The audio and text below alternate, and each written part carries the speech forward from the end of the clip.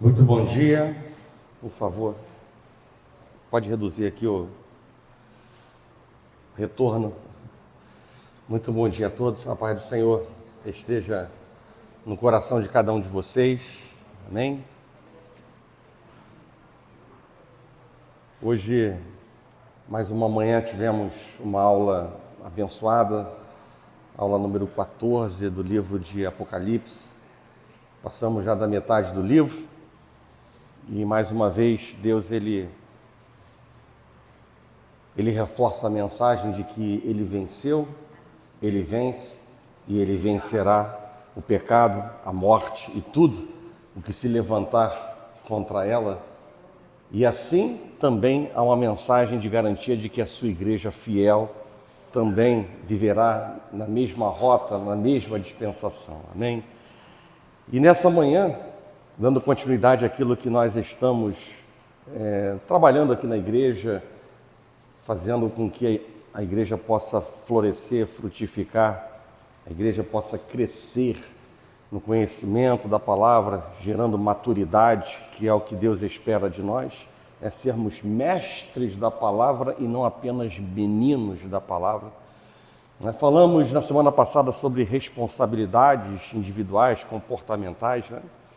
E hoje eu quero nessa manhã me debruçar, obviamente, aqui na palavra de Deus, para falar sobre transparência, né? Transparência. E obviamente que a transparência, ela vai além da honestidade, né? A honestidade é um pré-requisito da transparência, mas é ainda limitada para entendermos a amplitude do que representa a transparência. E a transparência, obviamente, ela precisa ser canalizada para um bom objetivo, né? E esse objetivo, conforme a palavra que vamos ler, é para nos tornarmos semelhantes a Cristo Jesus, né? Então, por isso, é de suma importância, é fundamental, né, pregarmos sobre a transparência no nosso viver e no nosso relacionamento com Deus, para que nós possamos alcançar aquilo que o Senhor espera ver presente em nossas vidas. Amém? Quero, para isso, convidar a igreja a abrir a palavra do Senhor em 2 Coríntios, capítulo 3.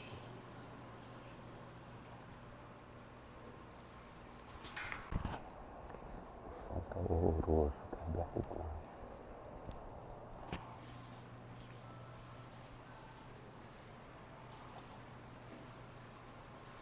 Segundo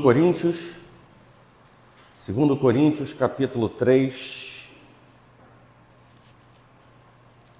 2 Coríntios, capítulo 3, eu quero fazer a leitura de 2 versículos.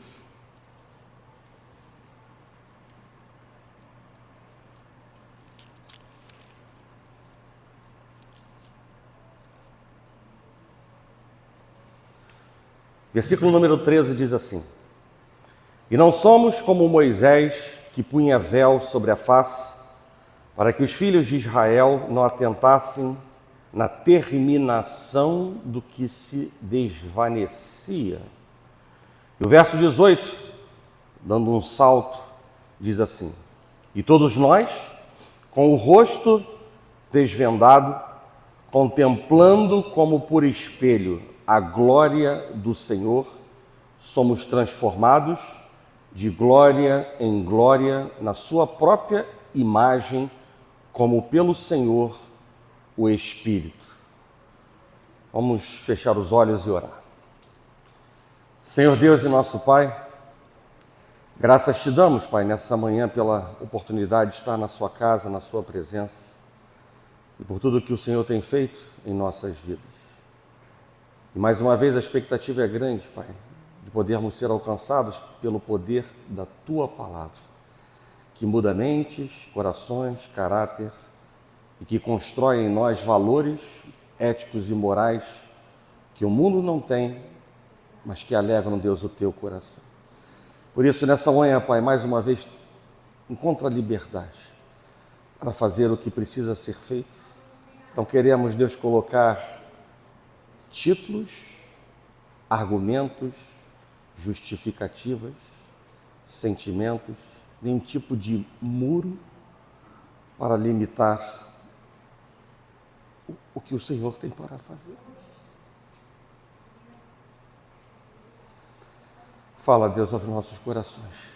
Encontra liberdade para trabalhar em nossas vidas. Assim nós oramos. E nós agradecemos já por tudo. Em nome de Jesus. E que a igreja do Senhor diga amém. Podem sentar.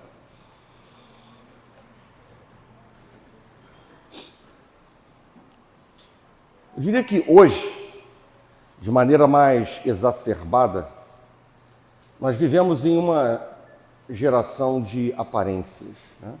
As máscaras são as redes sociais. Nelas as pessoas querem sempre mostrar o quanto estão bem, o quanto são felizes, o quanto a vida é legal, o quanto a existência é relevante. Mas eu diria que muitas vezes isso é uma grande maquiagem para esconder complexos, medos, incertezas, traumas, fracassos, a realidade de quem não são. E o pior é que essa triste realidade também ela está presente dentro das igrejas, crentes mascarados, apesar de saberem que Deus é onisciente, que Deus ele sonda e nos conhece por inteiro, e que não há pecado oculto aos seus olhos, né?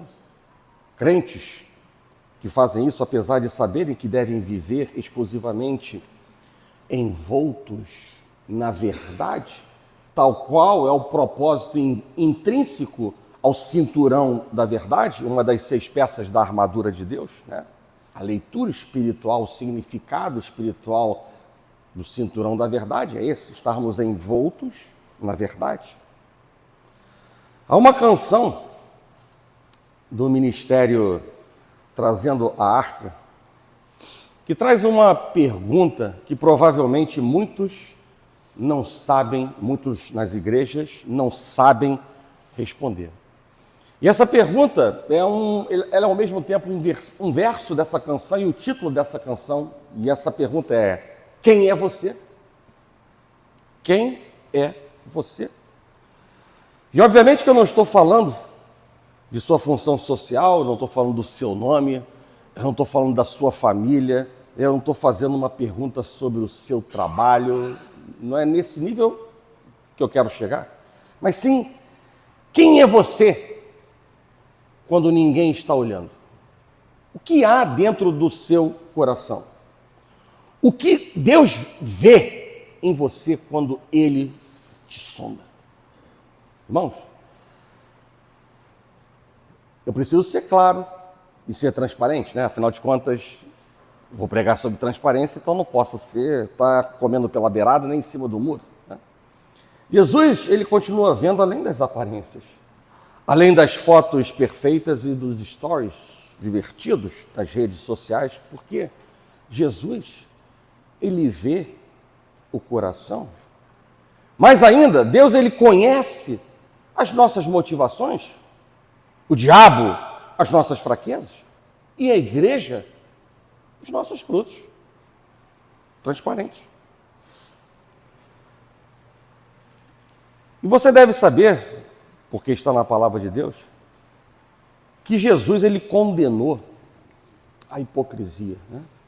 Quando ele acusou líderes de usarem máscaras. E no lugar onde mestres e religiosos eram respeitados por muitos, como os maiores entre todos, Cristo ele se levanta e ele diz o que está no Evangelho de Mateus, capítulo 23, verso 27 e 28, o seguinte: ai de vós, escribas e fariseus hipócritas, porque sois semelhantes aos sepulcros caiados que por fora se mostram belos, mas interiormente estão cheios de ossos mortos e de toda imundícia. Assim também vós exteriormente pareceis justos aos homens, mas por dentro estáis cheios de hipocrisia e de iniquidade. E nesse capítulo de Mateus, Jesus está falando especificamente, focado, né, nos líderes. Mas hoje, sendo você líder ou não, né, eu te convido a se perguntar: quem sou eu? Eu faço um convite a uma reflexão sobre o que você é por fora e aquilo que você é por dentro. Um sepulcro caiado é um túmulo com uma bonita, bela lápide. Mas eu pergunto para a igreja: qual é o benefício disso se o que ela guarda por dentro são ossos podres?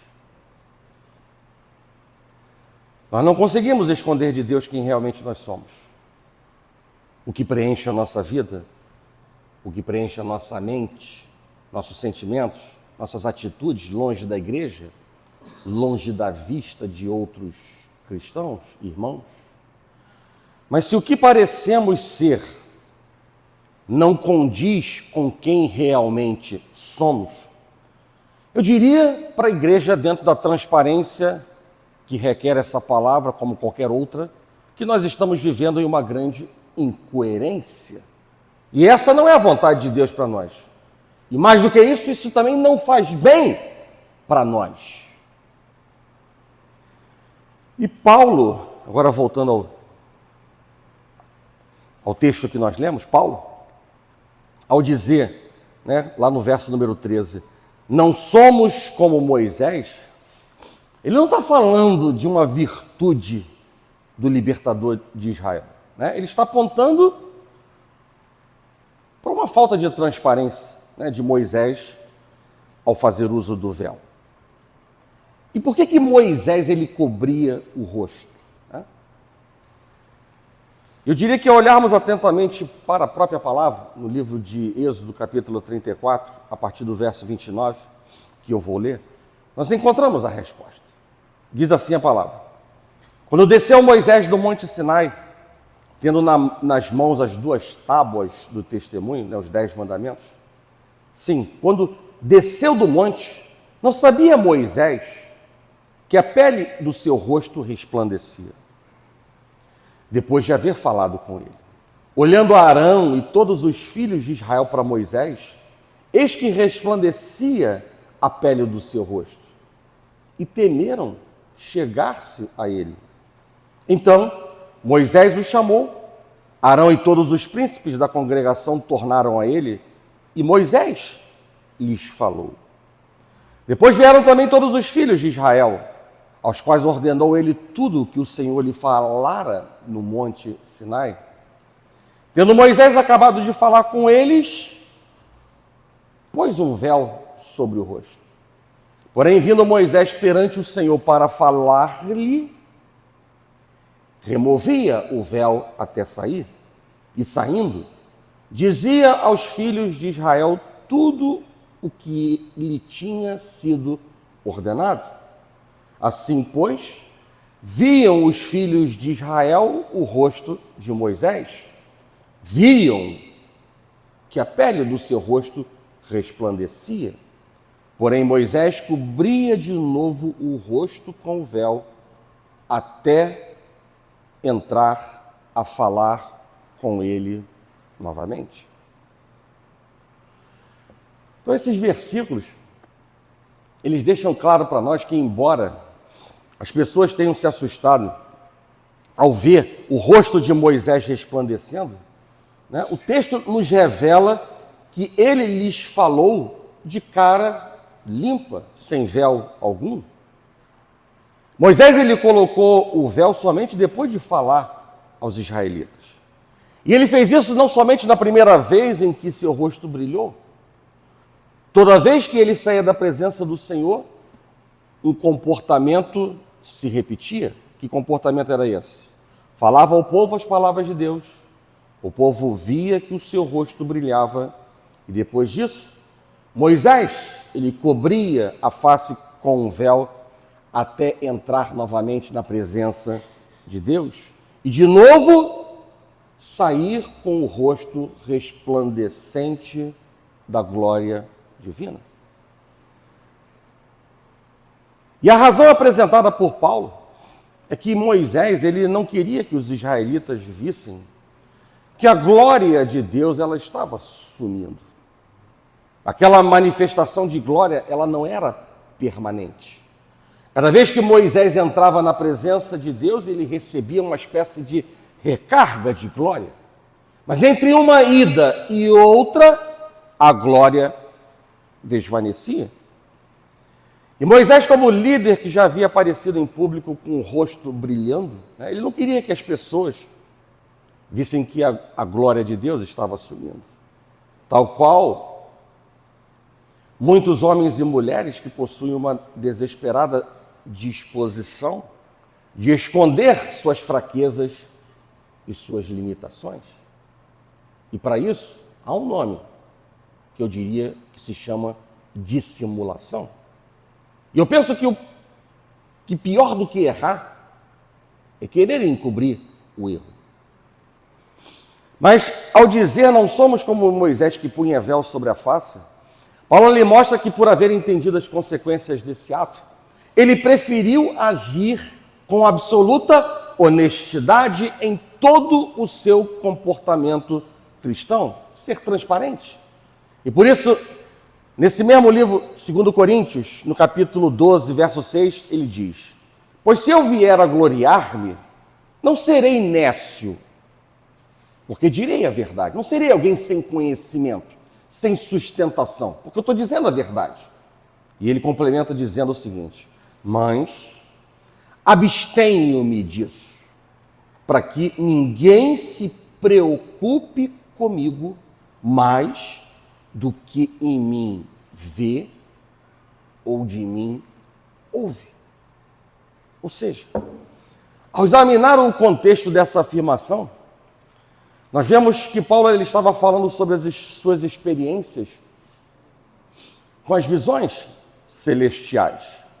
Em outras palavras, o apóstolo estava declarando, em outras palavras, o apóstolo Paulo ele estava declarando o seguinte: eu poderia impressionar as pessoas contando minhas experiências com Deus, mas eu não quero que o conceito delas a meu respeito se baseie nisso.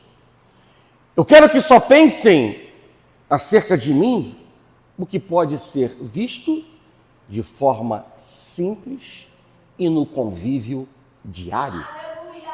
Glória, glória, glória a Deus! Louvado seja o teu nome, Senhor.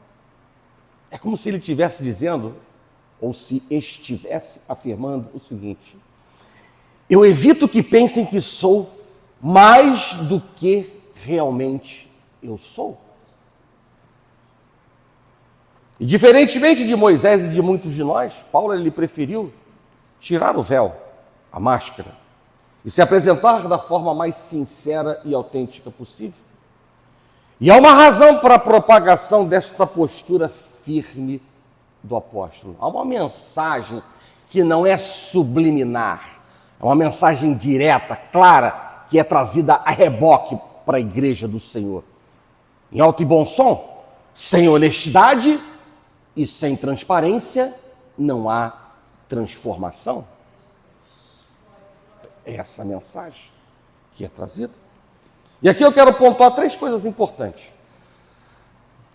Primeiro, o véu que cobria o rosto de Moisés, ele simboliza o véu da cegueira nos corações dos incrédulos judeus, quando eles liam a velha aliança. Eu não quero distorcer a palavra de Deus, por isso que eu estou trazendo a palavra dentro do seu verdadeiro contexto. Assim como os israelitas não podiam ver que o resplendor da face de Moisés tinha desvanecido, assim também os judeus nos dias de Paulo não podiam ver que a glória da velha aliança tinha desvanecido. Da mesma forma, assim como Moisés retirava o véu quando voltava ao Senhor, na tenda da congregação, melhor, na tenda da consagração, assim também acontece quando alguém volta ao Senhor hoje. O seu véu ele é removido e ele passa a ver claramente as coisas. E o Senhor a quem nos voltamos hoje é o Espírito Santo, o agente da nova aliança. E nele nós ficamos livres da culpa, livres do pecado, livres da morte e especialmente do véu que impede o entendimento espiritual, o discernimento espiritual. Mas eu também afirmei, eu disse que sem honestidade e transparência não há transformação. E aí eu quero entrar no segundo e terceiro pontos importantes, né? Apenas pontuar outras duas coisas importantes, uma com a honestidade e a outra com a transparência. Bem, eu diria que a honestidade, assim como os demais valores de caráter, não é algo automático na nossa vida. A natureza humana, ela é tendenciosa, ela é tendente ao erro. Então, saber o certo e o errado tem um componente nato que se chama consciência. Entretanto, escolher o certo não está naturalmente no comportamento do ser humano. É preciso aprender a ser honesto. É necessário ensino e disciplina para formar homens corretos em suas ações. E como fazer isso?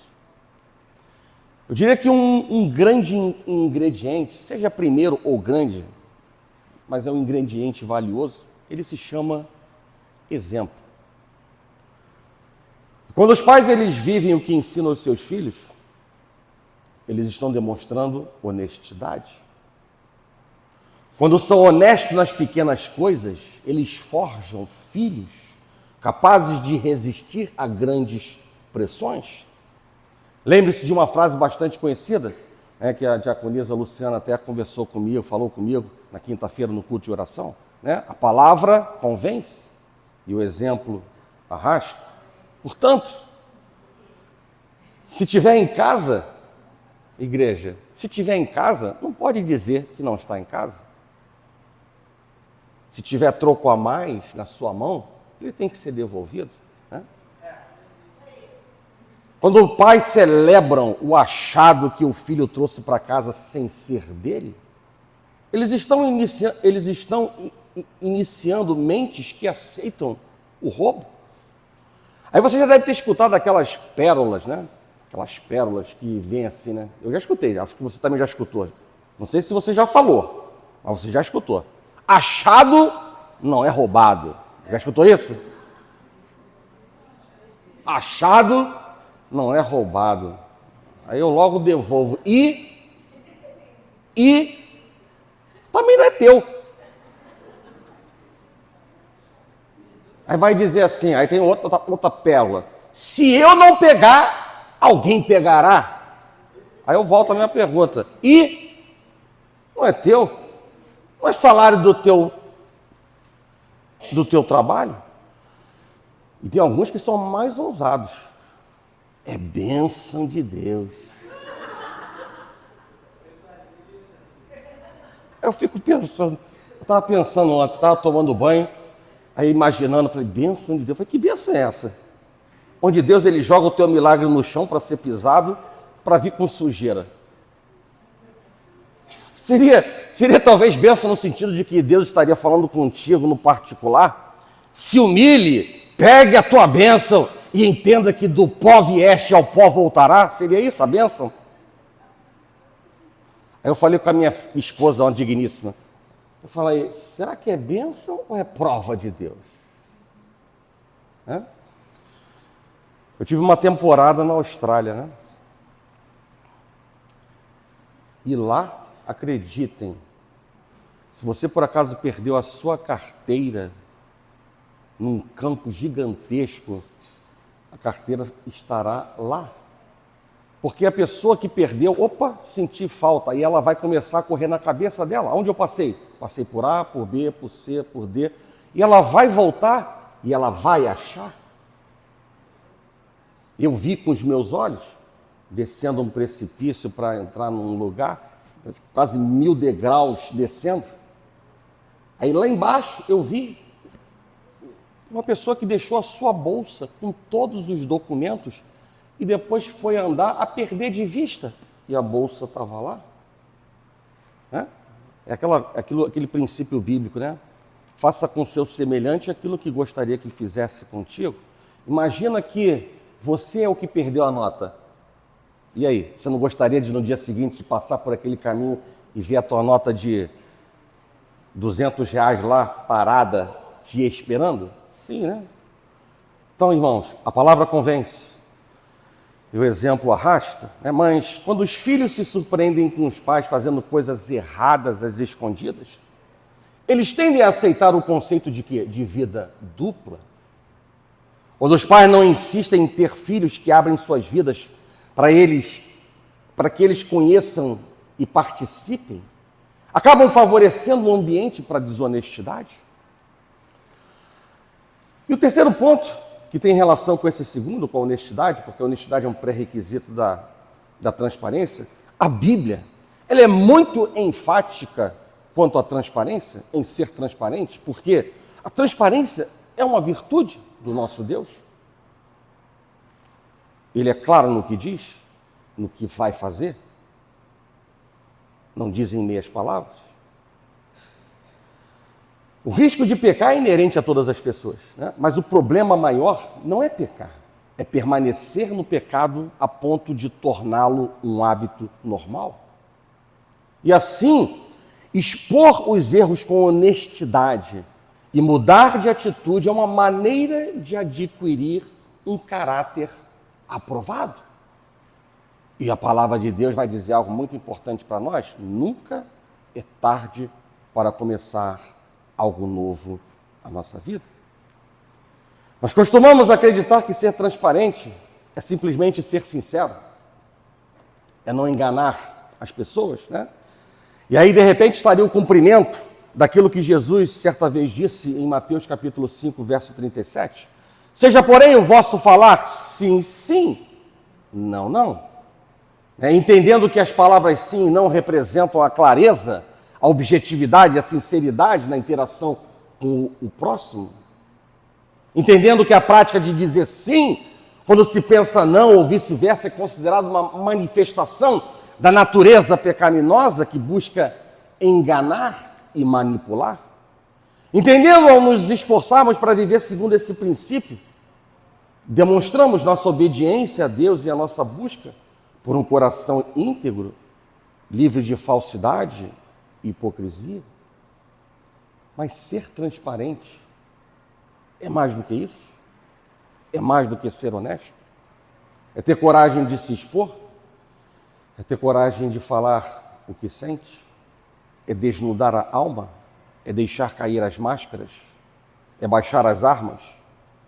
É destruir os imensos e grossos muros que insistimos tanto em nos empenhar para levantar?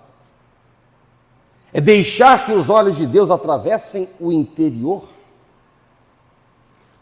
para ver e tirar todo o mal? Mas, infelizmente, a carne milita contra o espírito. E por vezes, ou muitas vezes, muitos decidem não agir dessa maneira diante do princípio da sinceridade, da transparência. E quantas famílias têm sofrido de enfermidades emocionais e de graves problemas de relacionamento porque não cultivam a transparência. Andar na luz é não ter esconderijo em que, por exemplo, o cônjuge não possa entrar ou estar. Andar na luz é levar os filhos para o seu secreto e deixá-los felizes ao encontrarem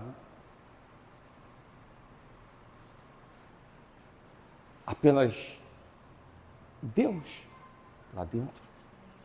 Andar na luz é andar de maneira que Deus e qualquer pessoa possam ver o que é feito.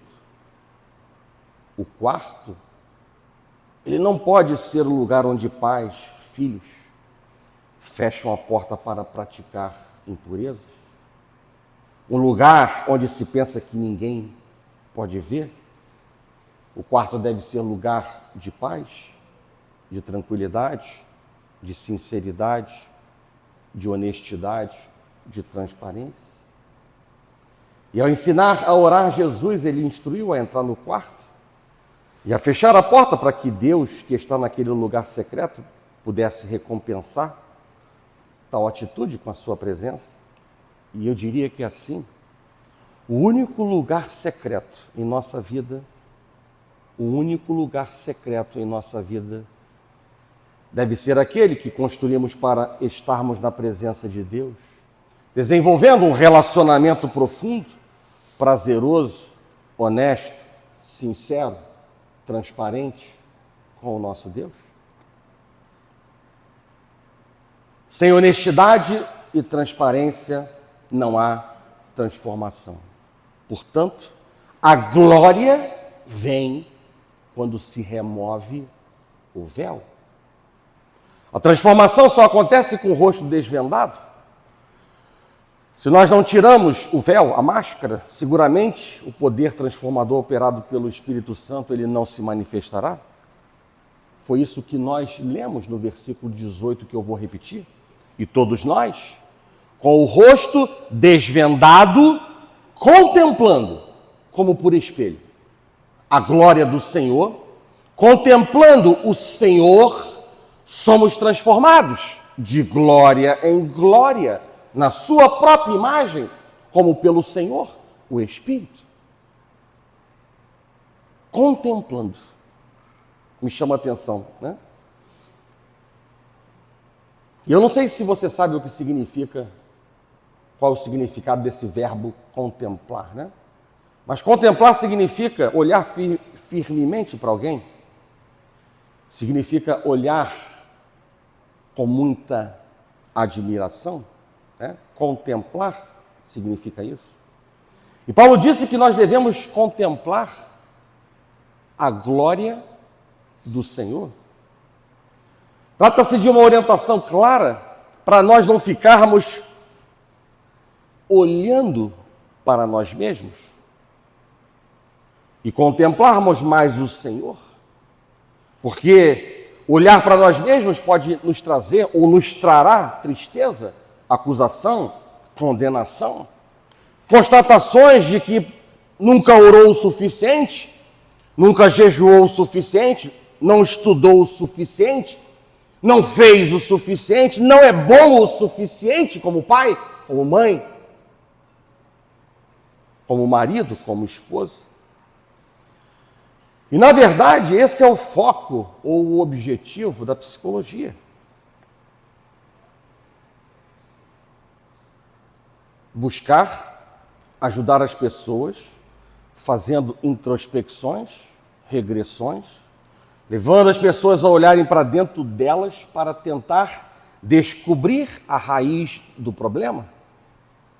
Já que para a psicologia, os problemas de hoje são resultados de coisas que aconteceram no passado.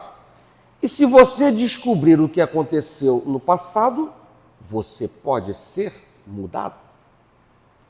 E assim, muitos depositam suas esperanças para mudar de vida na psicologia e, portanto, em homens.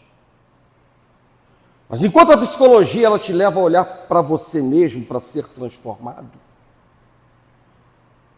a Bíblia ela diz que nós somos transformados por contemplar o Senhor.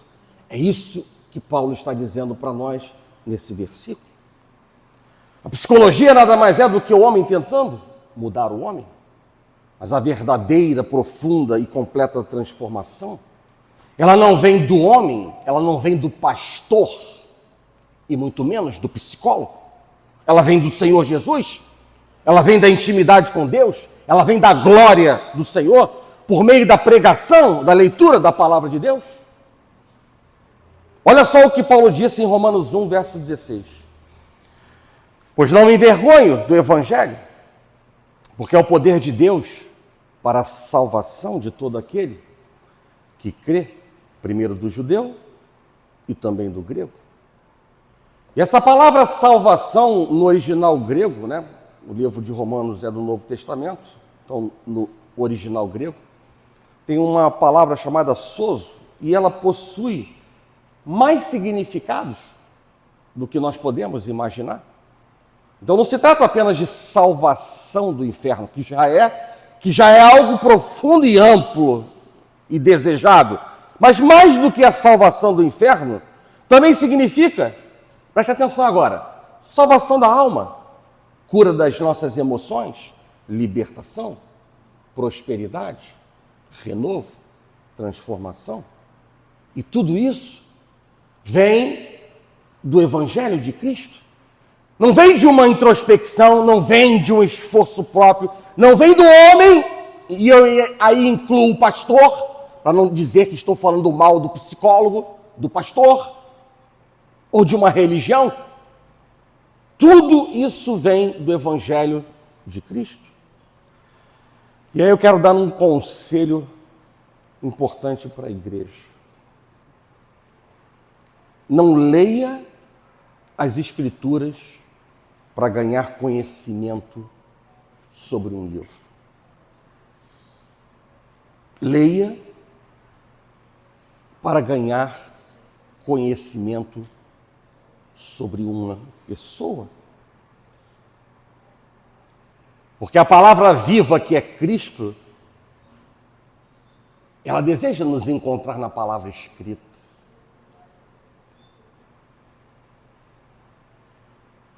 Ainda dentro desse conselho, não venha até a palavra de qualquer maneira, só para ler a cota de capítulos ou a meta bíblica do dia, da semana, do mês. Não leia apenas para dominar os princípios espirituais ou para obter percepções mais inteligentes. Venha para contemplar a majestade e o mistério do amado, aquele que ganhou o seu coração. Venha com um clamor em seu coração para vê-lo e conhecê-lo, e ele vai se revelar, e ele vai te recompensar, vai recompensar aqueles que o desejam como se fosse uma fonte de água viva.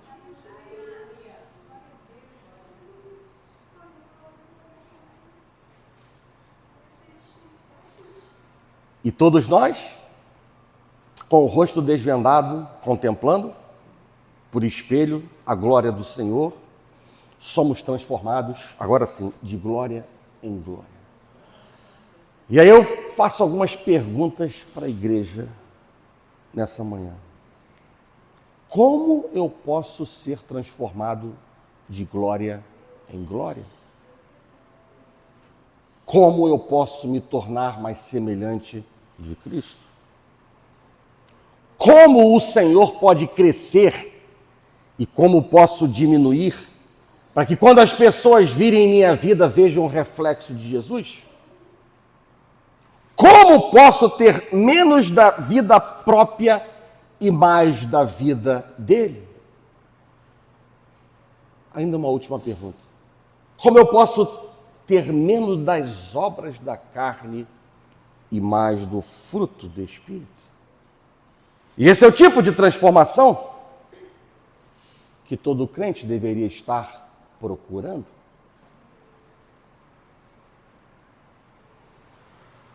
Como nós já lemos e escutamos, à medida que contemplamos Cristo, nós somos transformados à imagem de Cristo. Então, deixe-me ser claro e prático. Claro e prático para você, até porque a Epístola de Tiago nos ensina a ser praticante e não apenas ouvinte. Né? E eu não estou neste altar para filosofar.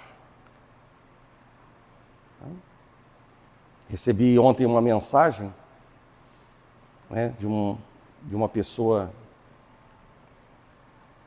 que não professa a mesma religião que nós, cheio de filosofias. E aí eu devolvi dizendo para essa pessoa o seguinte: quão diferente seria a tua vida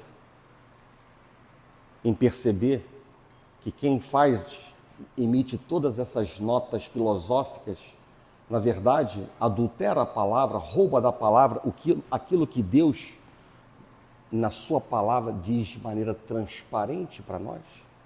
Recebeu a mensagem com 15 linhas, que na verdade era a expressão de um versículo, né, do livro de Provérbios, que diz: quando te mostras fraco na tua angústia, é porque a tua força é pequena.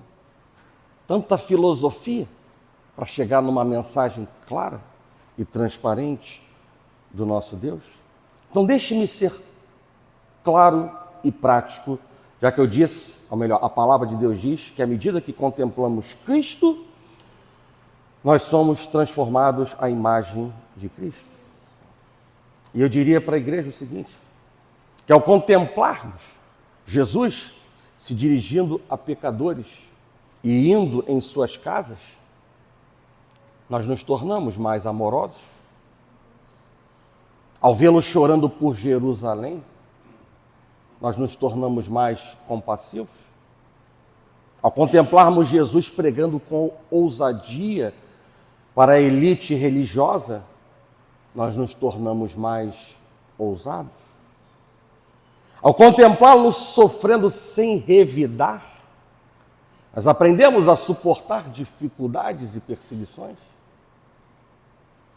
Ao contemplá-lo perdoando os pecadores e dizendo na cruz: Pai, perdoa-lhes, nós nos tornamos mais propício a perdoar. Ao contemplar como ele abriu mão de sua glória ao se tornar homem e vir ao mundo para a nossa salvação, nós nos tornamos mais generosos. Ao vê-lo ressuscitar dos mortos, nós ficamos mais firmes na nossa fé. Ao contemplarmos a misericórdia de Jesus, ao restaurar Pedro, ele mesmo, aquele que havia negado Jesus 3 vezes, nos tornamos mais misericordiosos. Eu diria que ao vê-lo reinando em glória escatológica, né, como estamos nos debruçando no livro de Apocalipse, nós ficamos ainda mais cheios de esperança. E assim somos transformados de glória em glória na sua imagem. A sermos transformados cada vez mais na imagem de Cristo, nós precisamos olhar para Ele com o coração aberto e disposto a aprender. Porque quando nós nos achegamos ao Senhor, o véu que nos impede de enxergar, ele é claramente removido. Não se engane, igreja, quando dissimulamos, aparentando não ter pecado algum, a transformação simplesmente não pode acontecer. Mas quando nós desvendamos o rosto, nós somos transformados pelo Senhor. E nesse sentido, que importante mensagem Paulo ele nos deixou ao dizer que aprendeu a ter prazer em reconhecer as suas fraquezas e limitações, porque Deus lhe disse que esse é o caminho para que o seu poder opere em nossas vidas. Quando nós nos aproximamos de Deus com humildade e sinceridade, nós podemos ter uma visão mais clara da vontade de Deus e dos propósitos de Deus para as nossas vidas. O processo de transformação em Cristo não é um trabalho da psicologia, é um trabalho do Espírito Santo de Deus. E quando nós permitimos que o Espírito Santo de Deus opere em nós, nós somos libertados da escravidão do pecado e capacitados a viver em santidade. É o Espírito Santo de Deus quem nos capacita a refletir a glória de Deus em nossas vidas. E além disso, para nós terminarmos a palavra, além disso, a palavra que nós lemos no início, ela diz que ao contemplarmos a glória do Senhor, ou contemplarmos o Senhor, nós somos transformados de glória em glória. E isso significa, igreja, o seguinte, que à medida que nos aproximamos de Deus, nós somos continuamente e progressivamente transformados para refletir mais claramente a imagem de Cristo. E é por isso que nós estamos na casa de Deus, para ouvir aquilo que nos edifica, que nos transforma e que nos faz desfrutar das promessas de Deus, no tempo de Deus, de coisas grandes que o Senhor tem para as nossas vidas. Feche os seus olhos. E viver com transparência é algo que Deus nos chama a viver diariamente. Não é algo para hoje sim, amanhã não, e na média estar achando que está aprovado. Feche os seus olhos.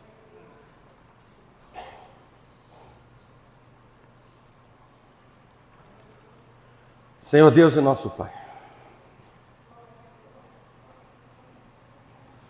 graças nós te damos, Pai, por essa palavra, a oportunidade de mais uma vez escutar o Senhor falando, ministrando aos nossos corações. E quão bom, Deus, é quando o Senhor abre os nossos olhos e de maneira muito clara diz o que espera ver em nós. Para que esse esforço, esse sacrifício, se é o nome que podemos dar, possa se reverter em bênçãos para as nossas vidas e para a glória do Teu santo nome. Nunca, nunca um esforço será em vão. Nunca um esforço será simplesmente para o nada. Mas o Senhor tem grandes propósitos em nossas vidas, ou para as nossas vidas.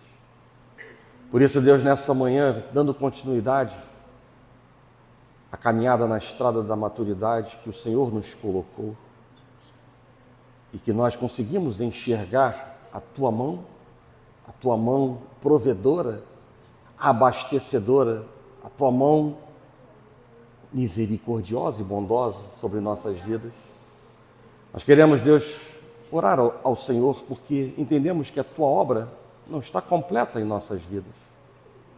Independente, Pai, da idade, se temos 100 anos ou se temos 1 ano, 10 anos, a Tua obra, se estamos aqui nesta terra, é porque a Tua obra ainda não foi completada em nossas vidas. E nunca é tarde para começar algo novo, porque assim o Senhor declara por meio da Sua palavra. E entendendo, Deus, que os Seus caminhos e pensamentos são mais altos, aliás, muito mais altos do que os nossos. Nós queremos, Deus, calar os nossos questionamentos, as nossas dúvidas, ansiedades. E sabemos, Deus, que isso não podemos fazer por nossas próprias forças, mas pelo Teu Espírito. Te damos liberdade, Deus, nessa manhã para tocar em nossas feridas, para mudar caráter, para transformar a vida, porque é só o Senhor quem pode fazer tamanha obra em nossas vidas, Pai. Não é por força, nem por violência, mas é pelo Teu Espírito, Pai, que todas as coisas acontecem em nossas vidas, e é Ele, Espírito Santo, quem nos convence do pecado, da justiça e do juízo. Pai, que a Tua palavra esteja ecoando em nossos corações para não produzir apenas lágrimas de um culto, mas um sincero arrependimento para dizer não àquilo que já não somos mais inocentes do que somos chamados a fazer e a viver em nossas vidas, Pai. Em nome de Jesus, ajuda-nos, Pai. Não nos deixa, Deus, ser consumidos pela carne, pelos valores do mundo, por precipitações e ações unilaterais. Mas ajuda-nos, Deus, a vencer toda força oponente, a começar de nós e aquilo que está no mundo e que se levanta contra nossas vidas. Ajuda-nos, Pai, a ter o discernimento para não embarcar em nenhum engodo, em nenhuma estratégia do inimigo que apenas vem para matar, roubar e destruir. Em nome de Jesus, Pai, faz a obra em nossas vidas. Queremos, Deus, ir a águas mais profundas nesse relacionamento contigo. Queremos mais intimidade contigo. E sabemos, Deus, que isso, Pai, não é algo que está na prateleira do mercado e nem é algo como um produto que o Senhor pode nos conceder. Isso é fruto de relacionamento, de intimidade, de comunhão, de aliança contigo, Pai. Ajuda-nos, Deus, a separar um tempo de qualidade. Esse discernimento esteja dentro de nós, o Teu Espírito Santo esteja nos confrontando daquilo que não alegra o Teu coração, para diminuirmos a frequência e a profundidade, a intensidade e a amplitude dos nossos erros. E assim, Deus, termos tempo de qualidade para nos achegar a Ti.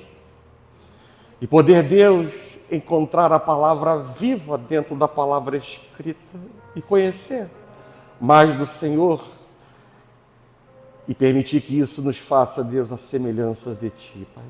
De glória em glória, sendo transformados na imagem de Cristo Jesus. Seja essa a Tua vontade, a nossa vontade. Seja essa a Tua palavra entronizada em nossos corações, em nossas mentes, para que possa produzir ações coerentes e aprovadas por Ti. Assim, Deus, nós oramos. Abençoa, Deus, a Tua igreja. Assim oramos. Em nome de Jesus. E que a igreja do Senhor diga amém. Deus é bom. Glória a Deus.